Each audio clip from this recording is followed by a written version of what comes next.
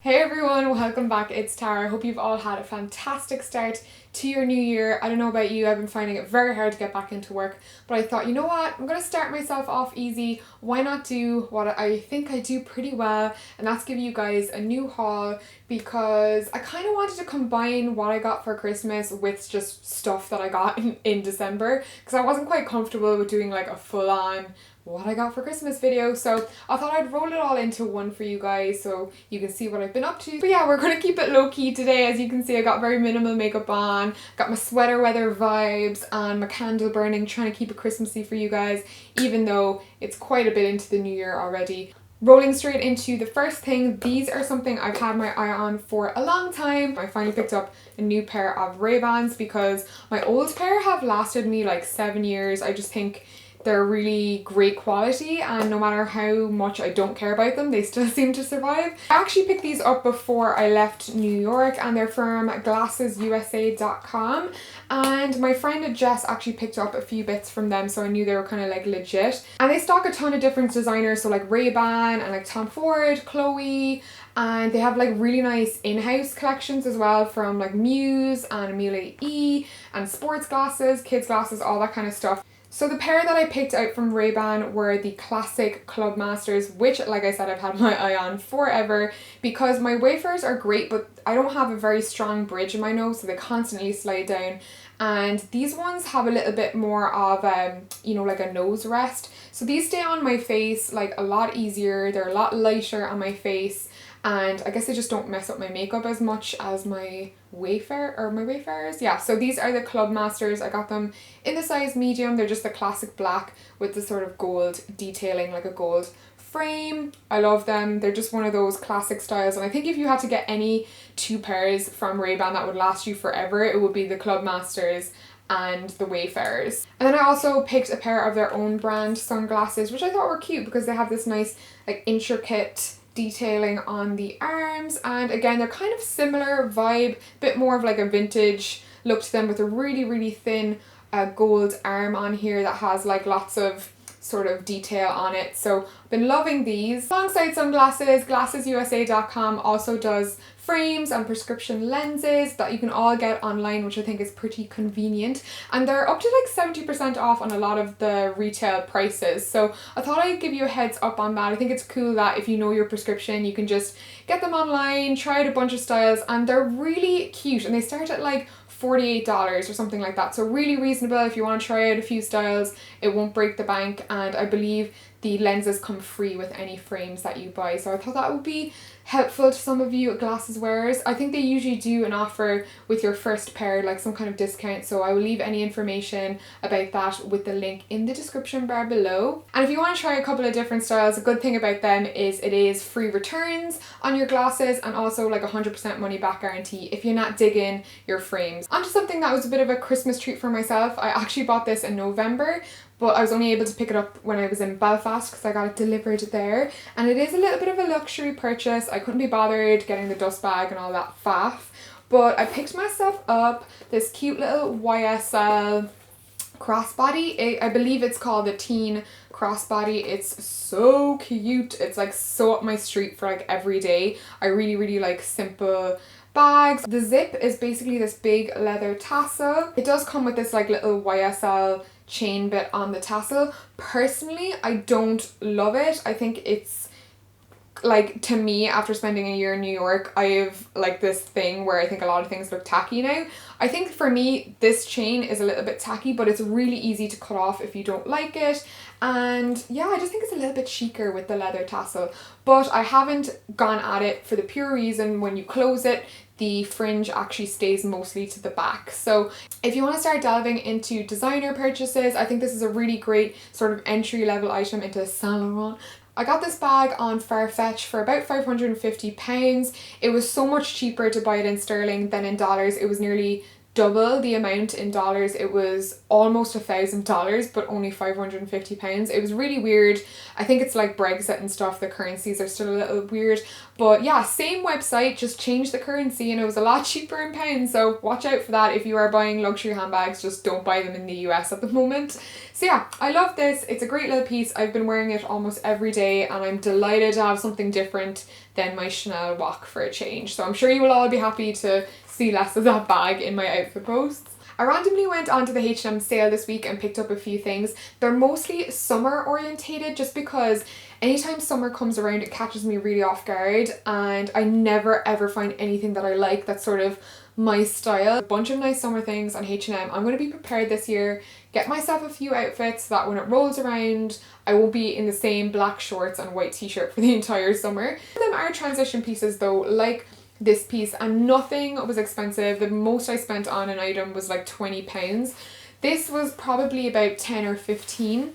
It's this burgundy, you know, spaghetti strap dress. It has that lace detail that, you know, we see a lot, but it is like a maxi dress, so it grazes my ankles, and it basically has the lace panels all the way down, as you can see. So it's quite sheer, you know, there's not much to it. I think there's a slip, yeah, there is a slip inside it, but I thought this would be super easy to wear with the whole t-shirt trend under the cami look kind of thing in the summer, or for now in the winter I can just layer this up with a big baggy jumper on top and just have like the beautiful lace and burgundy poking out as like a maxi skirt. So that's how I'm going to do that. If it's still available, of course I will link it below. The next piece I got was undeniably summery, but just in case any of you guys are interested, I thought I would show it. It's basically this chiffon dress. You can see the shape pretty well. It kind of billows out around the chest area, and it just has a lovely frill detail. It is more like of a mini skirt style. It has an elasticated waist, and for the summer when I'm on holiday I love anything I can just pull over me that's like very elasticated,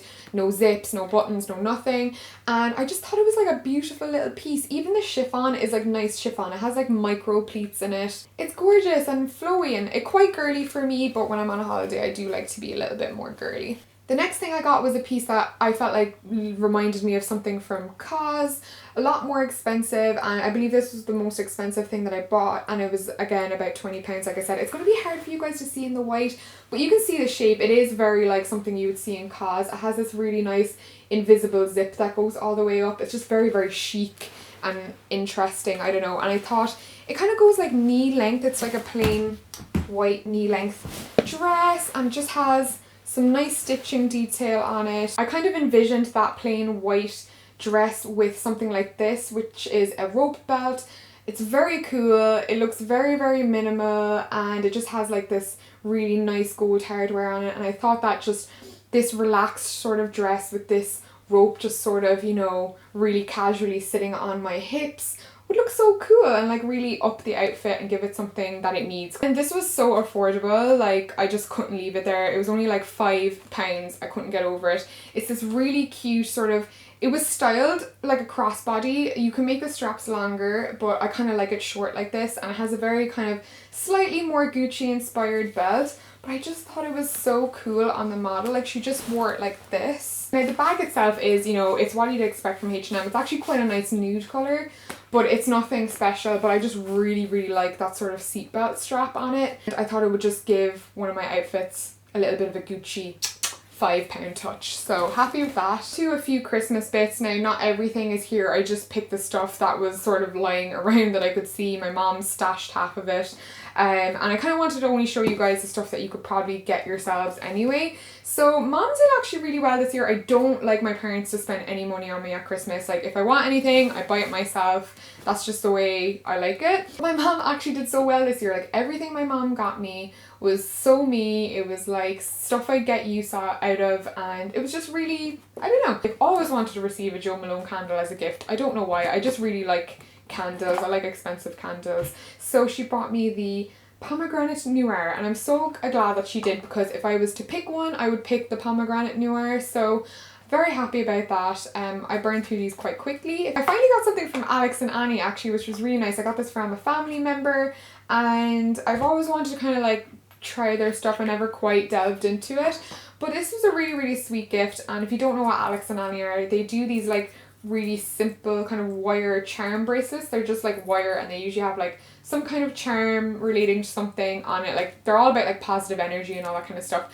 which I am totally down with. So my family member got me the compass, which apparently is objective, direction and transition, an instrumental aid. A compass provides guidance and navigation through life's unexpected twists and turns. And I thought that was very, very sweet. And I don't know, kind of a reminder of what this last year has been. 2016 was definitely a big transitional year for me, a very difficult learning curve, but I embraced it, so I thought that was really cute. The first thing is this little mini C set, and I love miniature perfumes because I pop them in my bag, and when you're running around New York you get really like manky and sweaty like really quick, so I like to have like a little perfume in case I'm running somewhere or meeting someone and I don't want to feel gross. I'll just sort of cover it up with like a little bit of perfumes. This is from, yeah, like I said, it's C by Giorgio Armani, which is like a classic fragrance. This little set comes like with a little red lipstick, a mini version of C, and then there's the little box to go with it. So I thought this was like a cute stocking filler. Then from Tom Ford, I got my first Tom Ford fragrance ever, and when I saw it I was like, ugh, because I'm not the biggest fan of Tom Ford scents. I know everyone's like, they just come in the really bougie packaging and it's like, oh my god, Tom Ford, like it must be an amazing fragrance, but personally I just find the fragrances like very overpowering, and I think people get mixed up with overpowering and they associate it with being a good perfume.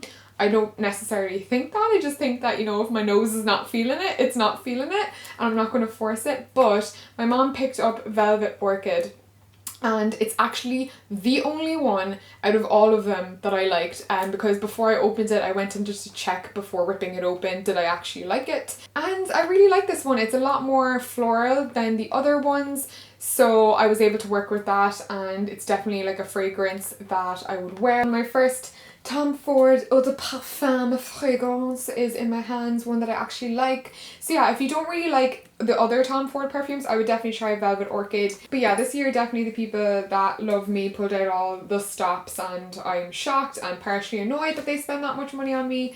But I'm excited to show you guys all the same, and it's something that I will definitely 100% use, and that I actually do have the dust bag for. So it is in a Prada dust bag, and I'm excited to show you what it is. So it's totally unexpected and I love it. It's something that I don't know if I would have picked for myself, but now that I have it, I know I'm going to use it, and it's something highly practical because I don't actually have like a proper woman's handbag. I just don't. I have my Whistles backpack for my gear, and then I have all of my small like more wallet on chains type bags. So this is my first proper like womanly handbag, and it's big enough to fit my gear in it too. So it is, I don't know what it's called, it's just a Prada leather handbag. I absolutely love it. I really don't have a notion of the style of this bag. It kind of feels like not quite like a bucket bag, but you know, it's just a big womanly handbag, and it's just this beautiful black pebbled leather with the classic logo on it. And what I love most is it has a really super long strap. So like I said, this is big enough for my gear, and it nearly feels like